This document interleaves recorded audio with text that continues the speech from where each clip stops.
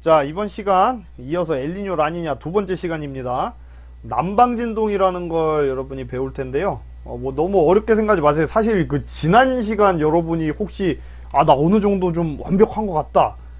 그러면은 이번은 쉬울 거예요. 자, 다시 한번 복습해 볼까요? 자, 엘니뇨는요. 자, 평소에는 여기 무역풍이 이렇게 있는데 따뜻한 해수층이 이쪽, 자, 서태, 여기 동태인데 서태평양 쪽에 따뜻한 물이 이렇게 몰려 있어요. 왜? 무역풍 보니까 북쪽 대류, 남쪽 대류가 있어서 따뜻한 해수가 이렇게 몰려 있고, 동태평양에서는 저 무역풍에 의한 용승 효과 때문에 차가운 물이 있고, 이렇게 적도 반류가 살살 흐르고 있는데, 엘니뇨 때는 어떻게 됐어요? 무역풍이 어떤 이유인지 모르겠으나 갑자기 약해진다. 엘니뇨 때 무역풍이 약해지니까 북쪽 대류와 남쪽 대류도 이렇게 약해지게 되고요. 그죠? 북쪽 대류, 남쪽 대류도 이렇게 약해지게 되니까 따뜻한 물이 요로 확 적도 반류가 세져갖고 몰리니까 여기가 뜨거워진다고 했고, 라니냐는 완전 반대라고 했죠. 이게 세지니까, 무역풍이 세지니까 북쪽 대류, 남쪽 대류도 세지고 여기가 더 뜨거워지고, 여기는 무역풍이 세지니까 용승이 더 세져서 더 차가워지는 거를 우리가 라니냐라고 한다고 했는데, 남방진동은요, 먼저 요걸 알려면 워커 순환에 대해서 여러분이 알아야 돼. 자, 워커 순환이 뭐냐면요. 자, 아까도 말했듯이 평소에 여기 이제 무역풍이 이렇게 부니까, 이 무역풍을 이렇게 표시하면 사실 안 되죠. 그죠? 요렇게 비스듬하게 해야겠죠. 무역풍이 이렇게 부니까 북쪽 대류와 남쪽 대류가 흐르고 있어서 여기에 따뜻한 물이 몰려 있다고 했었어요. 자, 따뜻하니까 열기구처럼 그 주위에 있는 공기도 올라가서, 자, 공기가 올라가는 곳은 무슨 기압? 저기압. 저기압이 발달하고 서태평양에서 비가 평소에 오고 있다고 했는데요. 그러니까 여기서는 공기가 올라가고 여기서는 용승이 일어나서 차가우니까 공기가 내려가고, 그래서 옆으로 보면은 서태평양에서 공기 올라가서 요로 간 다음에 동태평양에서 공기 내려가고, 이런 식으로 동서방향으로 어떤 순환이 하나가 형성이 돼 있어요. 여러분 전에 뭐 헤들리 순환, 페렐 순환 이런 거 배웠을 텐데, 그건 이제 전체적으로 봤을 때 그 남북 방향으로 대기대 순환을 말하는 거고, 이거는 적도 부근 태평양에서 서태평양이 뜨거우니까 공기 올라가고 동태평양이 차가우니까 공기 내려가고, 이런 식으로 동서방향으로 돼 있는 순환, 이거를 이제 저기 인도에 있는 어떤 길버트 워커라는 과학자 이름을 따서 그 사람이 발견해서 워커 순환 이렇게 말을 하는데요. 아무튼 이렇게 알아두시면 되고요. 그 워커 순환이 엘니뇨, 라니냐 때 어떻게 바뀌는지 여러분이 알면 되겠죠. 자, 평소에는 다시 서태평양이 뜨거우니까 올라가서 동태평양이 차가우니까 내려가고, 이런 식으로 순환이 형성이 되는데요. 지금 여기는 저기압, 고기압 요 상황이죠. 자, 근데 엘니뇨가 발생하면 어떻게 된다고 했어요? 따뜻한 물이 오른쪽으로 이동하니까 저기압도 같이 어느 쪽으로 이동한다? 오른쪽으로 이동을 하게 되니까, 자, 공기가 올라가는 부분이 오른쪽으로 이동을 하게 되는 거예요. 무슨 말인지 아시겠죠? 그래서 동쪽이 상대적으로 저기압이 될 수가 있겠죠. 근데 이제 물론 이제 저기압이 뭐 가운데가 저기압인 경우도 있고 완전 동태평양 쪽이 저기압인 경우도 있고, 뭐 그건 상황에 따라 달라요. 근데 여러분은 확실한 건 뭐냐? 요걸 알아두시면 되는 거죠.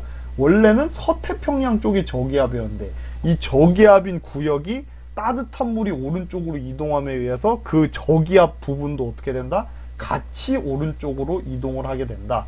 이렇게 생각하면 되겠습니다. 그러니까 워커 순환이라는 건 원래 서태평양에서 올라오고 동태평양에서 내려가고 이렇게 돼야 되는 건데, 엘니뇨가 발생하면은 이 워커 순환이 약화된다고 볼 수 있어요. 왜? 원래 여기서 올라가야 되는데 여기서 올라가니까 이게 뭔가 꼬여버리는 거죠. 그죠? 그래서 평상시에는 여기서 올라가고, 그러니까 여기가 저기압이고요, 동태평양이 고기압인 요런 패턴을 띠는데, 엘니뇨가 발생하면은 이 약간 중간 아니면 동쪽이 무슨 기압? 여기가 저기압이 되고, 오히려 거꾸로 서태평양이 고기압이 되는 기현상이 발생을 한다. 그러니까 여기는 비가 안 오고 동태평양에서 비가 오는 거죠. 그리고 라니냐가 발생하면 여기에 평소에는 저기압인데 저기압이 또 세지는 거죠. 강한 저기압이 또 발달하고, 평소보다 여기는 더 강한 고기압이 발달을 한다는 거. 여러분, 그리고 요거 수온약증 지난 시간에 했던 거는 기억나시죠? 라니냐 때 이렇게 용승 세져갖고 수온 약정 올라간다는 거 다시 꼭 아셔야 돼요. 이 그림을 여러분 이해를 하셔야 됩니다. 됐죠? 그래서 이게 평상시에 이렇게 된다. 여기가 따뜻, 여기가 차가우니까 이렇게 워커 순환이 형성이 되는데, 엘니뇨가 발생하면 워커 순환이 약화가 된다. 왜? 이 따뜻한 물이 오른쪽으로 이동하기 때문에, 따뜻한 물이 오른쪽, 여기까지도 막 이동을 하기 때문에 저기압이 있는 부분도 중간 아니면은 요 동태평양, 아무튼 뭐 요쪽 동쪽으로 저기압이 이동을 하게 되고, 오히려 이 서태평양은 고기압이다. 그리고 라니냐가 발생하면은 평소보다 더 센 저기압, 이 평소보다 더 센 고기압이 발달을 하게 돼서 이 기후가 이렇게 변할 수가 있는 거죠. 자, 평소에는 여러분 여기 서태평양에 비 오고 동태평양엔 고기압이니까 비가 별로 안 왔어요. 자, 근데 엘니뇨가 발생하면 서태평양에서 비가 안 오게 되죠. 고기압이 위치하니까. 그러니까 비가 오던 곳에서 안 오니까 어떤 일이 벌어질 수 있을까요? 비가 오던 데서 안 와. 자, 비가 오던 데서 안 오니까 건조하니까 막 가뭄이라던가, 그리고 건조하면 또 있을 수 있는 피해가 산불이라던가 아니면 농작물이 잘 안 자란다던가 이런 피해가 있을 수 있고요. 그리고 이 동태평양에서 비가 안 오던 곳에서 비가 오게 되면은 어떤 피해가 있을 수 있다? 홍수 피해가 있을 수 있다. 그죠? 그렇게 여러분 알아두시면 되고요. 그 다음 라니냐는 비가 오던 곳에서 비가 더 많이 오니까 서태평양에서 어떤 피해가 있을 수 있을까요?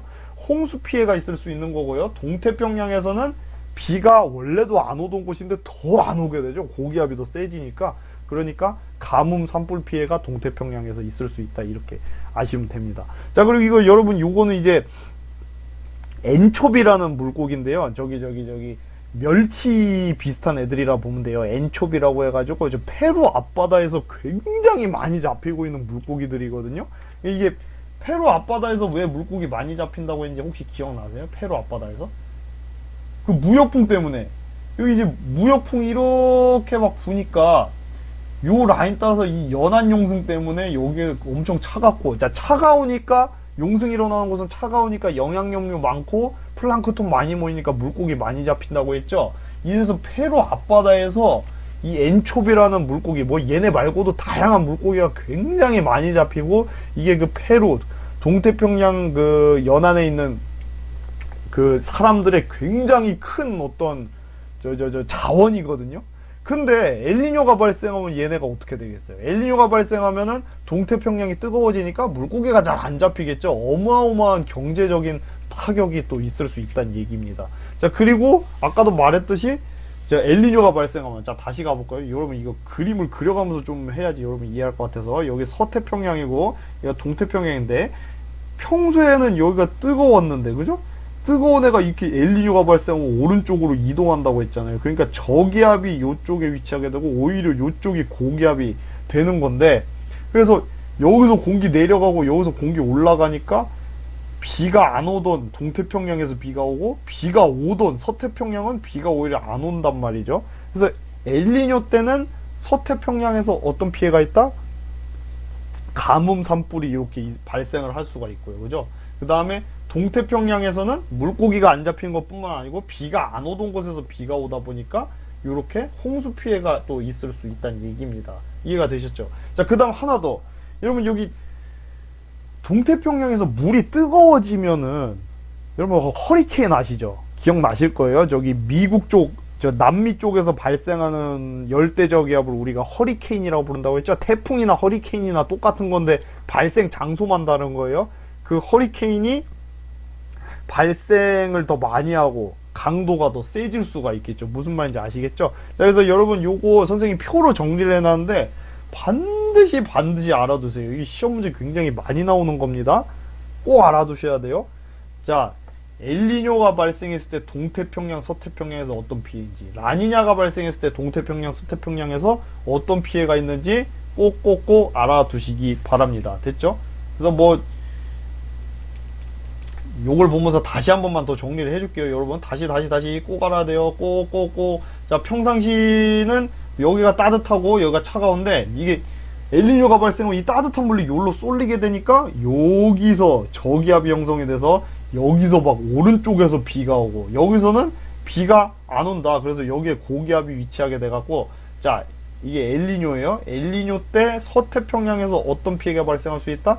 비가 오던 곳에서 안 오니까 가뭄, 산불, 그리고 하나 더 농작물 피해, 이런 식으로 여러분이 딱 안 보고도 할 수 있어야 되고요. 동태평양은 평소보다 따뜻해지니까, 물이 따뜻해지니까 있는 효과가 있죠. 뭐가 있었어요?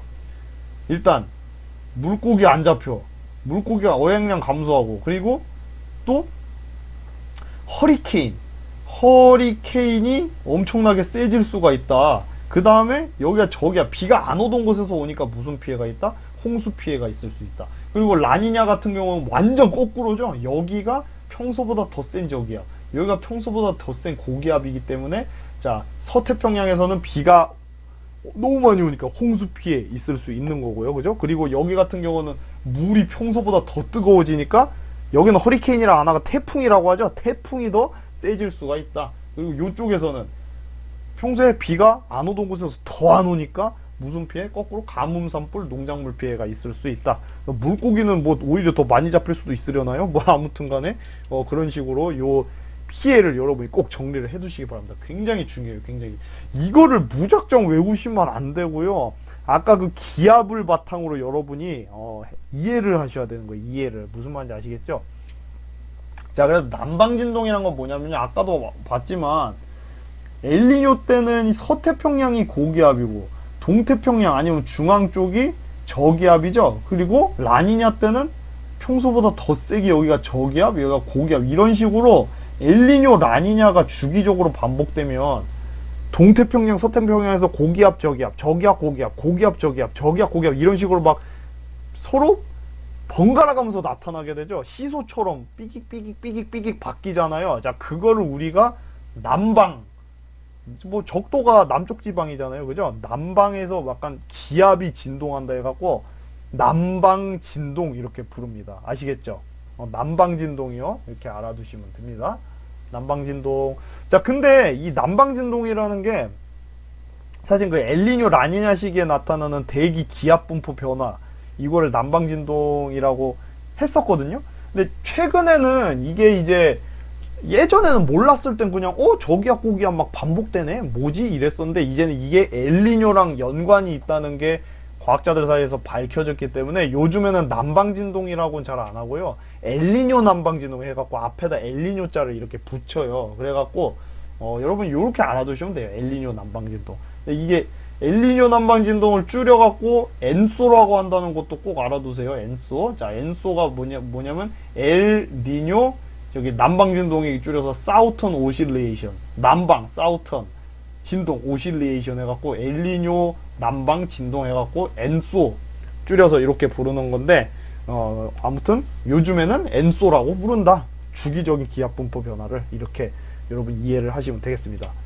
그리고 이거는 이제 참고로만 알아두세요. 참고로만. 뭐 그렇게 중요한 건 아닌데, 원격 상관이라고 해가지고 엘니뇨, 라니냐가 사실은 여러분 그렇게만 알고 있었잖아요. 예를 들어 엘니뇨가 발생하면은 뭐 동태평양이 저기 평소보다 더 저기압으로 되고, 서태평양이 평소보다 고기압으로 된다. 그러니까 이 적도 라인에서 약간 기후가 변하는 거, 이렇게 과학자들이 처음에는 알았는데, 근데 사실은 여기가 여러분 예를 들면 엘니뇨 때 여기가 고기압이 세진다는 거는 그 바로 옆에는 저기압이 세진다는 그런 의미가 되는 거거든요. 왜냐하면 저기압이랑 고기압이라는 건 사실 상대적인 거기 때문에, 옆에 바로 고기압이 있으면 그 근처는 저기압 또 넘어서는 고기압, 이렇게 반복되고 있는 거거든요. 그래서 여기 고기압이 세졌다는 건 여기 저기압, 그리고 여기 저기압이 세졌다는 건 여기 고기압, 이런 식으로 뭔가 한쪽에서 기압이 바뀌게 되면은 전 지구적으로 저기압과 고기압이 약간 바뀔 수가 있어요. 그래서 엘니뇨, 라니냐가 전 지구적인 기후 변화를 이렇게 초래하기도 한다. 그걸 이제 원격 상관 이런 용어로 부르는데, 이건 좀 심한적인 거니까 참고로 알아두세요. 그러니까 엘니뇨, 라니냐가 적도 부근에서 기압만 이렇게 변하는 것만 영향이 주는 게 아니고, 적도에서 그 기압이 변함에 따라서 전 세계적으로 또 기압이 변하고, 기압이 변한다는 얘기는 비가 오고 비가 안 오고 요런 기후가 또 바뀔 수 있다는 거잖아요. 아무튼 그런 영향이 있을 수 있다. 알아두시면 되겠습니다. 자, 그래서 아우 또 이게 선생님이 정리해 놓은 표가 있는데 여러분 이제 사실 선생님이 개념은 알려줄 건 거의 다 알려줬고요.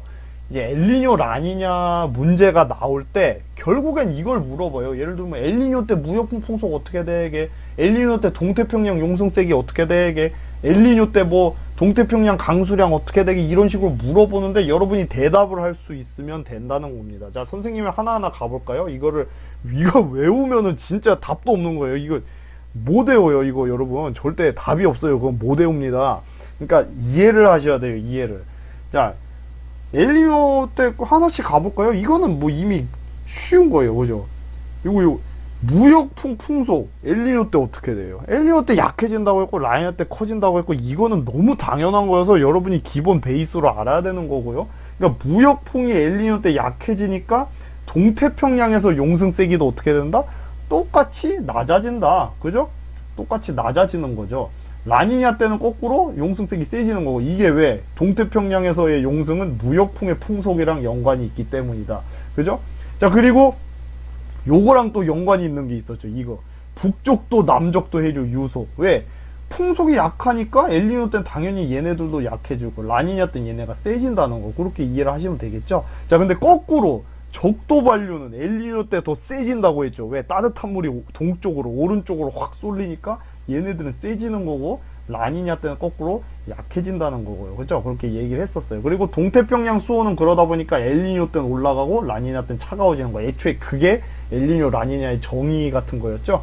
자, 그리고 이제 선생님이 안 알려준 게 하나 있는데, 동태평양 해수면은 어떻게 될까요? 동태평양 해수면은 엘니뇨가 발생하면 여기 서태, 여기 동태가 있을 때 여기 따뜻한 물이 동쪽으로 이렇게 확 오는 게 엘니뇨였죠. 그러니까 동태평양으로 물이 확 밀려오니까 해수면이 어떻게 될 수 있다? 엘니뇨 때는 동태평양에서 상승할 수 있고, 라니냐는 오히려 북쪽도 해류랑 남쪽도 해류가 세져갖고 물이 왼쪽, 그러니까 서쪽으로 또 확 이동하기 때문에 해수면이 오히려 하강할 수 있다. 요즘에 요거 시험 문제 많이 나오거든요. 요거 꼭 알아두세요. 자, 그 다음에 동태평양의 기압은 어떻게 된다고 했어요? 자, 요 동쪽. 엘니뇨는 평소에는 뜨거워서 저기압인데 상대적으로 뜨거운 게 오른쪽으로 이동하니까, 자, 동태평양은 엘니뇨 때 어떻게 된다? 여러분, 동태평양, 서태평양에, 그죠? 얘 서태평양에 있는 저 따뜻한 게 오른쪽 동태평양으로 이동하니까 동태평양의 기압은 엘니뇨 때 내려가겠죠. 왜? 비가 안 오던 곳에서 비가 오니까. 그 다음에 라니냐 때 올라가고. 그럼 거꾸로 여러분 서태평양 기압은 어떻게 될까요? 서태평양 기압은 엘니뇨 때 올라가고 라니냐 때 내려가다. 이게 좀 여러분 헷갈려도 이해를 하셔야 돼요. 이렇게 기압이 어떻게 바뀌는지. 자, 그 다음에 동태평양에서 강수량, 뭐 구름의 양, 이거는 아까 기압이랑 뭐 연결지어서 하면 될 것 같은데요. 동태평양에서 엘니뇨가 발생하면은 뜨거운 물이 오르니까 비가 안 오던 곳에서 비가 오고 구름이 많이 생기게 되잖아요. 그러니까 강수량, 구름량 다 증가하고요. 라니냐 때는 오히려 평소보다 더 비가 안 온다. 그리고 동태평양에서 영양염료랑 용존산소는 엘니뇨 때 어떻게 돼요? 엘니뇨 때 용승 동태평양에서 안 일어난다고 했죠? 그러니까 얘네들이 오히려 줄어들고, 라니냐 때는 용승이 더 활발하게 일어나니까 더 차가워질 수가 있겠죠. 여러분, 그리고 뭐 이게 용승의 세기랑 이거랑 비슷하게 나올 수 있는 게 또 그게 있어요. 요거랑 용승이 일어나는 넓이, 구역, 그러니까 용승이 일어나는 구역이 넓어지냐 작아지냐인데, 엘니뇨 때는 용승이 일어나는 구역도 작아지면서 세기도 작아지는 거고, 라니냐 때는 용승이 일어나는 세기도 세지고 구역도 더 넓어지는 거예요. 그죠? 당연하게 생각을 하시면 되고요. 워커수는 아까 선생님이 말했듯이 평상시보다 엘니뇨 때는 더 약화되는데, 라니냐 때는 워커순환이 오히려 더 세질 수 있다는 거 알아두시면 되겠습니다. 자, 그 다음에요. 이거는 이제 지난 시간에 선생님이랑 같이 했었던 건데, 동태평양에서 수온약층이 시작되는 깊이, 그러니까 수온약층이 있는 깊이가 엘니뇨 때는 어떻게 된다 했어요? 엘니뇨 때는 차가운 물이 밑으로 내려가는 거기 때문에 더 깊이 수온약층이 내려가는 거고, 선생님 지난 시간 포인트로도 얘기했었죠. 라니냐 때는 더 얕은 곳으로 수온약층이 올라온다는 거, 이거 꼭 알아두시고요. 이게 두 개가 다른 거 아셔야 돼요. 이게 두 개 다른 거예요. 동서방향에서 수온약층 기울기요. 동서방향. 이거 어떻게 된다고 했어요? 어떻게? 여기 여기 서태 있고 여기 동태 있을 때, 동태가 있고 이게 바닷물이 이렇게 있을 때 수온약층이 있는 라인을 따라 이렇게 다 그려보면 서태평양에서 수온약층 밑에 있고 동태평양에서도 뭐 수온약층 어디 밑에 있겠죠. 근데 엘니뇨 때는 이게 차가운 물이 위로 잘 못 올라오니까 여기 밑에 다 밑에 있어. 근데 라니냐 때는 차가운 물이 위로 막 용승이 세지니까 올라오니까 수온약층과 같이 올라와서 동태평양에서 수온약층 위로 올라온다고 했죠. 그래서 수온약층이 있는 라인을 갖다 다 연결을 해보면은 이렇게 동서방향으로 기울기가 급하게 나타난다고 했죠. 그래서 엘니뇨 때는 수온약층 기울기가 감소하는데 라니냐 때는 이렇게 기울기가 급해진다는 거 지난 시간에 선생님이 자세하게 수업했으니까 까먹었으면 반드시 다시 들어보세요. 해봤자 5분이에요. 5분 10분. 자, 그 다음에 수온약층이 내려가니까 엘니뇨 때는 어떻게 된다? 수온약층 내려가니까 혼합층 두께가 증가하고 라니냐 때는 수온약층이 올라오니까 혼합층 두께가 감소한다. 근데 이거 조심해야 된다고 했죠? 엘니뇨 때 무역풍 약하니까 바람이 약하니까 혼합층 얇아지는 거 아닌가? 그렇게 생각하면 큰일 난다고 했어요. 그죠? 그러니까 바람이 약해지는데도 바람 약해지는 효과보다 뭐가 더 영향을 크게 준다? 용승이 약해져서 수온약층이 내려가는 그 영향이 더 크다는 거 여러분이 알아두시면 됩니다. 자, 그 다음에 요거 굉장히 요것도 중요한 건데요. 동태평양과 서태평양의 수온, 기압, 해수면 차이가 엘니뇨 땐 전부 감소하고요. 라니냐 땐 증가를 합니다. 여러분 이거 그냥 알아두시면 돼요. 지금 보면 수온 같은 경우도 지금 이게 다시 그려볼까요, 여러분? 이거를 한번 그려서 설명해 볼게요. 자, 다시 여기에 지금 저 서태평양이고요. 그 다음에 요쪽이 동태평양이죠. 이렇게 있는데 엘니뇨가 발생한다는 건 여기에 몰려있던 따뜻한 해수가 오른쪽으로 이렇게 움직인다는 거거든요. 그래서 평소에는 여기가 차갑고 여기가 따뜻해갖고 온도 차이가 심했는데 엘니뇨 때는 이 따뜻한 애들이 오는 거니까 동서방향, 동태평양, 서태평양의 수온 차이가, 그러니까 차이가 뭔지 알죠? 차이. 그 차이가 줄어드는 거고요. 기압도 마찬가지. 기압, 평소에는 여기 저기압이고 여기 고기압이었죠. 근데 여기는 평소보다 기압이 더 높아지고 여기는 평소보다 기압이 더 낮아지니까 이 기압 차이도 더 약해진 거예요. 왜? 여긴 평소엔 저기압이었고 여긴 고기압이었는데 얘네는 저기압에서 고기압으로 스멀스멀 기압이 높아지고 여기는 저기압으로 스멀스멀 기압이 낮아지니까 이게 기압 차이가 더 줄어드는 거예요. 그리고 해수면 차이도 줄어들죠. 왜? 평소에는 여기 따뜻한 물 잔뜩 몰려 있었는데 얘네가 일로 쏠리니까, 야, 옆에서 보면은 평소에는 서태평양에 이렇게 따뜻한 물이 몰려 있었단 말이에요. 근데 얘네가 여기로 오니까 그냥 비스블이 오히려 동태평양이 더 많아질 수도 있어요. 이게 뭐 적도 반류가 세지면은. 그래서 아무튼 간에 동쪽과 서쪽은 평소에 수온이랑 기압이랑 해수면이 차이가 많이 나는 상태였는데 엘니뇨가 발생하는 순간 그 차이가 감소를 할 수 있다. 이걸 알아두시면 됩니다. 라니냐는 오히려 증가하는 거고요.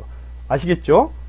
자, 그리고 이거 편차, 굉장히 중요한데요. 시험 문제 굉장히 많이 나오는 단어예요. 편차. 자, 겁먹지 말라고 했죠. 선생님이 지난 시간에 자세히 알려줬었는데 편차 나오면 어떻게 하라고 했어요? 평소보다 더 크냐 작냐 이것만 따지면 되는 거예요.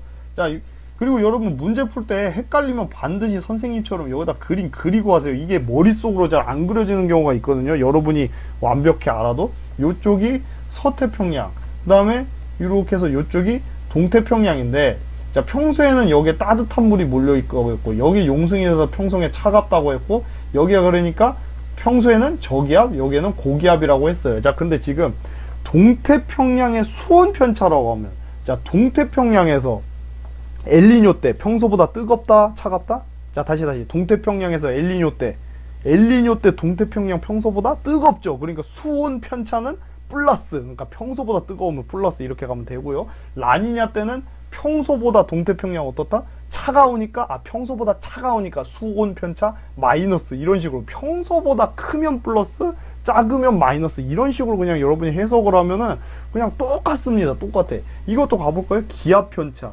자, 기압 편차가 동태평양에서 기압 편차 말했으니까 여기만 봐봅시다. 자, 지금 엘니뇨가 발생하면 여기가 평소에는 고기압이었는데 아무래도 지금 여기에 따뜻한 게 여기로 오면서 저기압도 이렇게 이동을 하다 보면은 엘니뇨 때는 동태평양이 평소보단 기압이 더 낮아지는 거죠. 저기압으로 약간 바뀌니까. 그러니까 평소보다 기압 낮아지니까 저기압 되니까 기압 편차는 동태평양에서 마이너스인 거고요. 라니냐 때는 원래도 고기압인데 더 센 고기압 되니까 기압이 평소보다 더 세지니까 기압 편차는 플러스다, 이렇게 말을 할 수 있는 거예요. 이해가 되셨습니까? 됐죠? 자, 이런 뭐 서태평양도 해볼까요? 서태평양 기압 편차 똑같이 해보면 서태평양 같은 경우는 지금 서태평양 봐봅시다. 서태평양은 지금 평소에 저기압이죠. 평소에 저기압인데 엘니뇨가 발생하면 여기가 오히려 고기압이 되니까 평소보다 기압이 높아진다고 했어요. 그러니까 기압 편차 평소보다 높아지니까 기압 편차 플러스. 그 다음에 여기서 라니냐 발생하면 안 그래도 저기압인데 더 센 저기압 되는 거니까 평소보다 더 기압이 낮아지니까 기압 편차 낮아지니까 기압 편차는 뭐예요? 마이너스, 평소보다 낮으니까 이렇게 가면 되는 거죠. 이해되셨죠? 그 다음에 이런 것도 나올 수 있어요. 동태평양 강수량 편차, 이런 식으로. 아, 동태평양에서 강수량? 어떻게 해야 되죠? 동태평양? 원래 비 안 오던 곳이야. 그죠?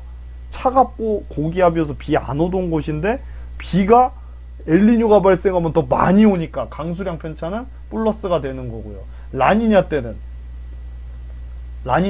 어떻게 돼요? 동태평양에서 비가 원래도 안 오던 곳인데 더 안 오니까 강수량 편차 평소보다 비 안 오니까 강수량이 더 평소보다 적으니까 마이너스, 이렇게 여러분이 이해를 하시면 돼요. 되게 헷갈리죠, 여러분? 연습을 많이 하셔야 돼요. 그 다음에 동태평양에서 해수면 높이 편차, 이것도 가볼까요? 여기 평소보다 엘니뇨 발생하면 뜨거운 물이 이렇게 와갖고 해수면 올라간다고 했잖아요. 그러니까 엘니뇨 때는 동태평양이 평소보다 따뜻한 물이 확 쏠려서 올라가니까, 자, 해수면 높이가 평소보다 높아지니까 해수면 높이 편차는 플러스. 라니냐는 오히려 해수면이 더 서쪽으로 이동하니까 마이너스, 이렇게 가면 되는 거예요. 이해가 되셨죠? 그래서 사실 여러분 이 편차라는 건요, 여기 어디서든 나올 수 있어요. 이제 예를 들어 볼까요, 여러분? 연습해 볼게요. 그러니까 다시 한번 강조할게요. 여러분 굉장히 이번 시간 포인트 중 하나인데, 편차라는 건 평소보다 크면 플러스, 평소보다 작으면 마이너스, 이렇게 하면 끝나는 거예요. 자, 예를 들면 무역풍의 풍속 편차. 자, 엘니뇨 때는 평소보다 더 약하니까 마이너스. 자, 다시 무역풍의 풍속 편차가 라니냐 때는 풍속 편차가 라니냐 때 무역풍 더 세지는 거니까 평소보다 더 세지는 거니까 플러스, 이런 식으로 갈 수 있는 거고요. 아니면 이렇게도 나올 수 있지. 동태평양에서 용승 세기 편차, 엘니뇨 때는 마이너스. 왜? 평소보다 약해지니까. 라니냐 때는 더 평소보다 세지니까 플러스, 이런 식으로 편차라는 단어가 나오면 평소보다 세면 플러스, 평소보다 약하면 마이너스, 이렇게 하면 다 끝나버려요, 여러분. 이해가 되셨죠? 그러니까 어떤 게 나와도 여러분이 하실 수 있어야 됩니다. 아시겠죠? 뭐 하나만 더 해볼까요? 뭐 이거 북적도 남적도 해류의 유속 편차, 이렇게 나올 수도 있죠. 그러면 북적도 남적도 해류 유속이 엘니뇨 때는 평소에 비해 약해지는 거니까 유속 편차는 평소보다 약하니까 마이너스, 평소보다 센 라니냐 때는 플러스, 이런 식으로 가면 되는 거예요. 이해가 되셨죠? 그러니까 이거를 편차랑 그냥이랑 너무 이렇게 다른 거라고 생각하지 마시라는 거.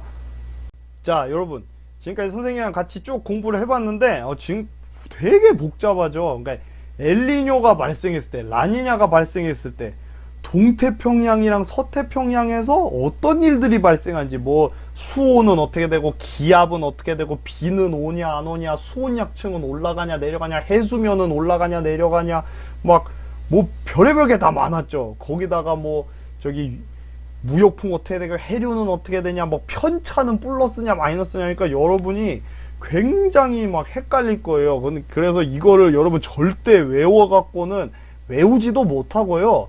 그리고 풀지도 못해요, 문제를. 그러니까 이해를 반드시 하셔야 됩니다. 여러분이 어려워도 이걸 그냥 이해를 확실하게 하시면은 문제가 어렵게 나와도 다 푸실 수 있거든요.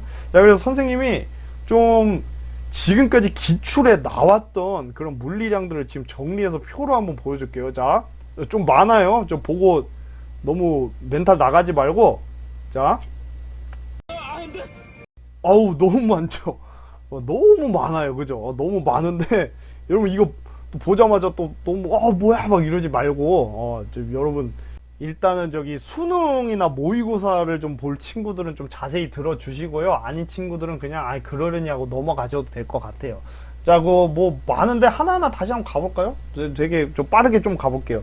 저기 엘니뇨 발생했을 때, 자, 무역 풍풍속 어떻게 되나? 엘니뇨 라니냐 때 어떻게 되나 볼까요? 자, 무역 풍풍속 엘니뇨 때는 약해지고 라니냐 때는 세진다고 했었고요. 그죠? 그거 당연한 거 기본인 거고, 그거에 따라서 같이 북쪽도 남쪽도 해류도 세지고 약해지고, 엘니뇨 때 약해지고 라니냐 때는 더 세지고, 이거는 같이 연결지어야 되는 거고요. 그죠? 그리고 똑같이 또 연결지어야 되는 게 용승세기였죠? 무역풍이 약해지니까 엘니뇨 때는 동태평양에서 용승이 약해지고 라니냐 때는 세지고 이렇게 말했었고요. 그 다음에 수온은 그러니까 어떻게 된다? 수온 같은 경우는 동태평양은 올라가고, 그죠? 동태평양은 수온이 올라간다는 거예요. 그 다음에 적도반류 유속은 이거랑 거꾸로였죠. 반대였어요. 자, 엘니뇨 때는 얘네들이 오른쪽 동쪽으로 확 쏠려서 세지는데, 라니냐 때는 북쪽도 남쪽도 해류가 지금 센 상태이기 때문에 오른쪽으로 새는 게 별로 없다는 얘기예요. 그래서 라니냐 때는 오히려 약해지는 거고요. 그리고 해수면 높이는 지금 적도 반류가 세지는 만큼 엘니뇨 때는 해수면이 동태평양에서는 올라가고 라니냐 때는 해수면이 오히려 더 낮아질 수 있다. 서태평양에서도 뭐 이렇게 반대로 생각하면 되겠죠. 그리고 이제 용승 세기랑 관련 있는 게 이 밑에 거 세 개죠. 이 밑에 거 세 개가 용승 세기랑 관련 있잖아요. 용승이 세단 얘기는 라니냐 때는 영양염류, 용존산소 뭐 이런 것들이 다 세질 수 있는 거죠. 여러분 이 엽록소 농도라는 건 뭐냐면은 저 플랑크톤들이 왜 저 식물성 플랑크톤들이 광합성하면서 저기 그 광합성 할 때 그 엽록소가 쓰이잖아요. 그래서 그 플랑크톤이랑 연관이 있다고 보시면 되고요. 아무튼 간에 엘니뇨 때는 용승이 안 일어나니까 물이 안 차갖고 뜨거우니까 영양염류도 적고 용존산소량도 적고, 그러니까 플랑크톤도 없으니까 엽록소도 적고 물고기도 안 잡히고, 이렇게 아시면 되겠습니다. 그리고 이 기압 같은 경우 선생님이 다 설명했었고요. 기압이랑 또 연관 지어지는 게 강수량, 구름량, 그리고 그거랑 같이 기후, 습도, 거기가 뭐 비가 평소에 많이 오냐, 습하냐, 건조하냐, 그거 다 연결이 되실 거예요. 다시 한번 저기 엘니뇨 때 서태평양 어떻게 된다고 했어요? 엘니뇨 때는 서태평양이 오히려 고기압으로 바뀌면서 평소에 비가 오던 데서 안 오고, 저기 동태평양에선 비가 평소에 안 오던 곳에서 비가 오게 돼서 각각 뭐 홍수, 가뭄 이런 피해들이 발생을 할 수가 있다. 그리고 비가 오고 안 오고, 그리고 기후도 뭐 습했다가 비가 많이 오면은 습해지는 거고요. 비가 안 오게 되면 건조해지는 거겠죠. 그런 식으로 바뀔 수 있는 거고, 워커순환 세기는 엘니뇨 때 약화되고 라니냐 때 오히려 더 강화된다고 했었고요. 이거는 이제 강수량이랑 연관이 있는 거예요. 표충연분. 자, 강수량이랑 연관이 있죠. 왜? 비가 많이 오면, 여러분 사실 그 적도 해역이라는 게, 적도 해역이 저기 뭐 빙하가 얼고 녹는다던가 뭐 아니면은 뭐 연안이 아닌 이상 한가운데는 뭐 강물이 갑자기 많이 온다던가 뭐 이런 게 아니거든요. 그럼 결국에는 증발량 강수량으로 그 차이가 나타나게 되는데, 이게 강수량이 많으면은 또 염분이 적을 수 있겠죠. 그리고 강수량이 적으면 염분이 많을 수도 있겠죠. 근데 그 염분이라는 게 여러분 보통 PSU 전기전도도로 이게 측정을 하는 거거든요. 염분이 높으면은 전기전도도가 크고, 염분이 낮으면 전기전도가 낮아서, 이게 문제가 좀 어렵게 나오면은 이 전기전도도로 나올 수도 있어요. 뭐 평균적으로 봤을 때 평년에 비해서 전기전도도가 약하냐 세냐, 그건 이제 염분이랑 여러분이 똑같이 보시면 됩니다. 알겠죠? 더 짜면은 전기전도도 높은 거고, 더 안 짜면 전기전도도 낮은 거고, 이런 식으로. 그래서 선생님 PSU 설명할 때 얘기했었죠. 전기전도도 전기가 잘 통하는 정도, 그걸로 염분을 나타낸다. 그래서 강수량이랑 염분이 연관이 있다는 거. 그럼 엘니뇨 때 어떻게 되는 거예요? 엘니뇨 때 동태평양에서 비가 많이 오게 되니까 염분이 평소보다 더 줄어들겠죠. 그런 식으로 해석을 하면 됩니다. 그 다음에 동서방향 해수면 경사가 평소에는 경사가 어느 정도 있어요. 근데 라니냐 땐 경사가 더 심해지는데 엘니뇨 같은 경우에는 저기 서쪽에 있는 서태평양에 있는 따뜻한 물이 동쪽으로 확 이동을 하면서 경사가 더 작아질 수 있다는 거, 이런 식으로 해석을 하면 되는 거고요. 그다음에 수온약층 같은 경우 어떻게 된다고 했어요? 엘니뇨 때는 수온약층 내려가고 라니냐 때는 용승이 세지니까 수온약층도 같이 올라온다. 그래서 동서방향 수온약층 기울기가 라니냐 때는 급해지는데, 기억나죠? 오른쪽이 수온약층이 위로 쭉 올라오니까. 엘니뇨 때는 수온약층이 동쪽에서 쭉 내려가니까 동서방향에서 기울기가 완만해진다. 그리고 혼합층 두께는 이 수온약층이랑 또 연관을 지을 수 있다. 수온약층이 내려간다는 얘기는 혼합층이 두꺼워진다는 얘기고, 수온약층이 올라간다는 얘기는 혼합층이 얇아진다는 얘기고요. 이 상승기류가 나타난 지역은 또 워커순환이랑 연관을 지을 수가 있겠죠. 상승기류 아니면 워커순환 말고 기압이랑도 연관이 있는 거죠. 그죠? 기압이 저기압인 곳에서 상승기류. 그러니까 저기압이 나타나는 지역이 엘니뇨가 발생하면 어떻게 된다고요? 오른쪽, 그러니까 동쪽으로 점점점 이동을 한다. 그래서 보통 중간 아니면 심한 경우에는 완전 동태평양까지 저기압이 위치할 수가 있다고 했었고요. 이 따뜻한 해수층의 두께 이렇게 나왔는데, 여러분 이게 너무 지저분하니까 한번 지울게요. 따뜻한 해수층의 두께. 따뜻한 해수층의 두께라는 건 이거 수온이랑 비슷한 거죠. 그러니까 따뜻한 해수가 엘니뇨 때는 동태평양으로 이동하니까 그게 동태평양에서 따뜻한 해수층의 두께가 더 증가할 거고요. 그죠? 그 다음에 저기 서태평양에서는 따뜻한 해수층이 두꺼웠는데 동쪽으로 이동했으니까 더 얇아질 거고, 이런 식으로 이해를 하시면 될 것 같아요. 그 다음에 이런 것도 나온 적이 있어요. 수온이 20도인 곳의 깊이가 어떻게 바뀌냐. 수온이 20도인 곳의 깊이, 당연히 용승이 일어나면은, 용승이 더 세지면은 위쪽으로 올라오고, 용승이 약해지면은 밑으로 내려가고, 이렇게 될 거예요. 그죠? 그렇잖아요. 그래서 엘니뇨 때는 수온 20도 라인이 밑으로 내려가고, 라니냐 때는 동태평양에서 위쪽으로 찬물이 올라오니까 수온 20도 라인인 그 부분도 올라가겠죠. 그러니까 요거는 사실 여기 수온약층이랑 또 연관이 있는 거라고 볼 수 있을 것 같아요. 비슷하게. 꼭 20도가 수온약층은 아니겠지만. 자, 그 다음에 요런 게 최근에 한번 나온 적이 있는데, 해수에 도달하는 태양 에너지가 어떻게 되느냐. 이거는 뭐랑 연관이 있냐면요, 이 구름량이랑 연관이 있습니다. 구름량이랑.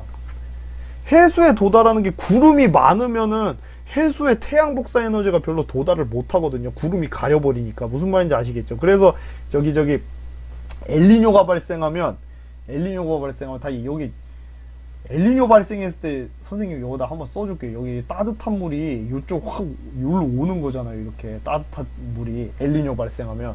그러니까 구름이 여기서 엄청 많이 생긴단 말이에요.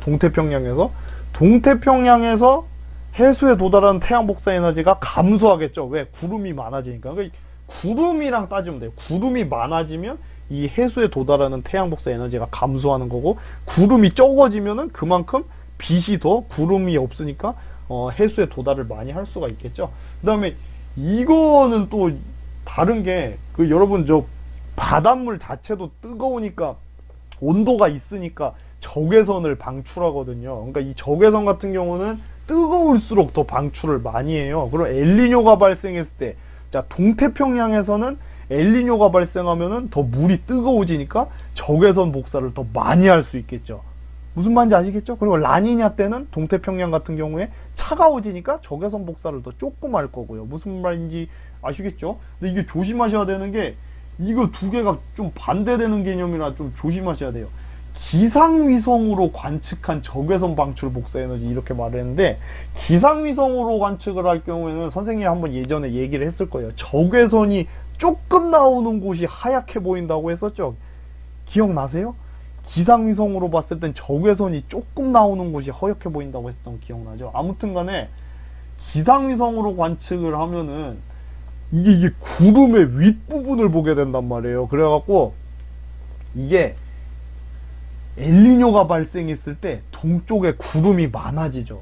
자, 엘니뇨가 발생하면, 자, 다시 여기다 그냥 대놓고 그려볼게요. 여기가 서태평양이고 여기가 동태평양이면, 엘니뇨가 발생하면은 따뜻한 물이 이렇게 하고 여기가 따뜻해지니까 여기에서 비가 막 오는데, 따뜻하니까 적외선을 많이 방출을 해. 근데 문제는 위성에서 저 위 하늘에서 이렇게 관찰을 하면은 이 따뜻한 해수가 방출하는 적외선은 안 보이고 구름의 윗부분을 자꾸 보게 된다는 거예요.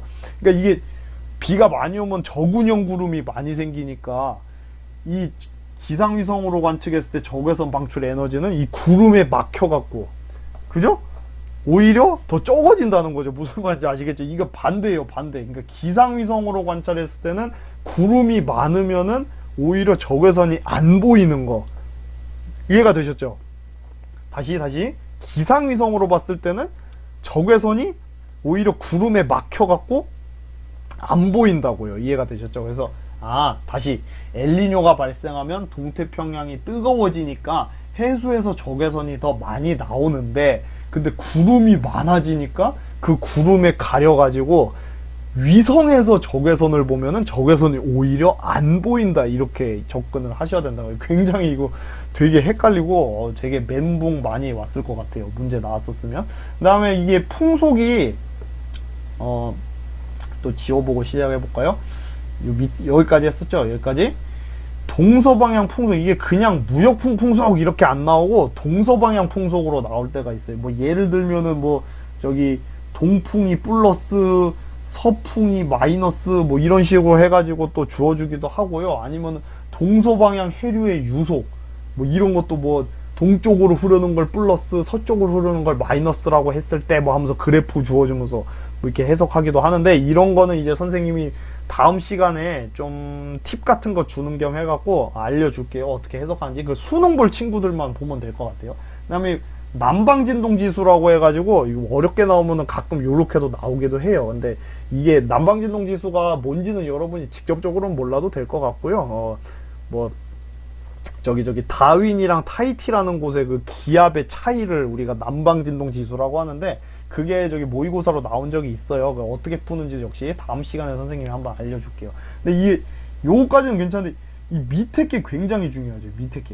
이 밑에 게 이게 굉장히 중요하고 시험 문제 많이 나왔던 건데, 동태평양이랑 서태평양이 평소에 온도도 확 다르고 기압도 확 다르고 해수면 높이도 확 다르고 수온약층 깊이도 다른데 엘니뇨가 발생하는 순간 그 차이가 전부 줄어든다. 그리고 라니냐가 발생하면은 수온 막 동쪽은 더 차가워지고 서쪽은 더 뜨거워지고 뭐 기압도 더 고기압 더 저기압 이런 식으로 라니냐가 발생하면 그 차이가 더 심해진다는 거예요. 이 차이가 엘니뇨 때는 줄어들고 엘니뇨 때는 줄어들고 라니냐 때는 더 늘어난다는 거, 이거를 여러분이 꼭꼭꼭 알아두시면 되겠습니다. 됐죠?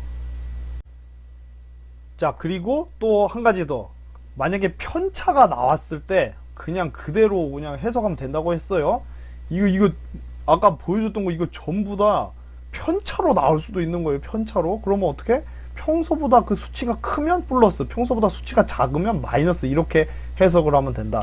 그래서 오늘 막 되게 또 복잡한 거 배웠는데, 여러분 그 수능까지 가려면은 사실은 굉장히 문제도 많이 풀어보고, 아까 선생님이 말했던 이 표들도 막 여러분이 자세하게 알아야 돼갖고 굉장히 복잡할 텐데, 혹시 그냥 저는 기본 개념만 할 거예요 그러면은 일단 뒤에 거는 넘기셔도 될 것 같아요.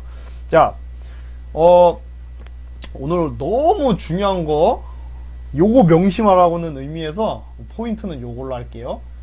편차는 평소보다 크면 플러스, 평소보다 작으면 마이너스.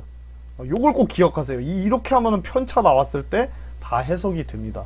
자, 그럼 오늘 수업은 여기까지 하고요. 이제 다음 시간에는 선생님이 잠깐 저기 추가적으로 수능 모의고사 준비하는 친구들 위해서 그 수능이나 모의고사에 나왔던 그림들, 그래프들을 어떻게 해석해야 되는지, 엘니뇨, 라니냐를 어떻게 해석해야 되는지 그거 연습하는 시간을 한번 가져볼게요. 수능 안 볼 친구들은 넘어가셔도 될 것 같습니다. 자, 다음 시간에 이어서 하겠습니다. 고생하셨습니다.